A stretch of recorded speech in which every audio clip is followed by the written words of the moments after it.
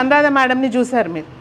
I should not disclose, but నేను అది ఈ ఆఫీస్ ఓపెన్ చేసినప్పుడు I think round about 12 years కింద నేను వేరే చిన్న ఆఫీస్లో ఉన్నాయి, ఒక 3 ఉంటే 3 మొత్తం బ్రాంచెస్ క్లోజ్ చేసి ఇది 2017లో స్టార్ట్ చేశాను.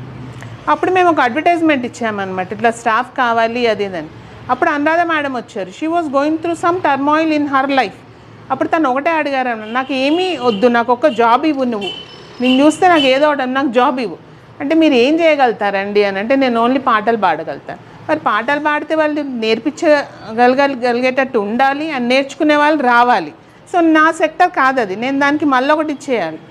ఆవిడ ఎంత బాధపడిందంటే నాకు ఏదన్నా ఒకటి ఇవ్వండి, I have to earn something, at least నా సొంత అంటే పర్సనల్ యూస్కి ఒక పాకెట్ మనీ లాగా అయినా నాకు కావాలి. అప్పుడు నేను తనకు చేసింది ఏంటంటే, సరే మీరు ఒక పని చేయండి, లలిత సహస్రనామం చదవటం వచ్చా అని అడిగాను అనమాట. లేదమ్మా బుక్ చూస్తే చదవగలను.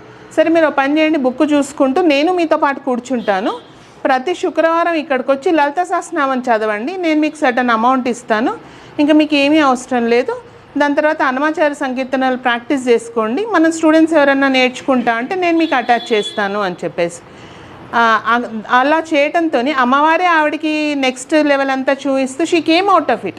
That is one example. అట్లా చాలా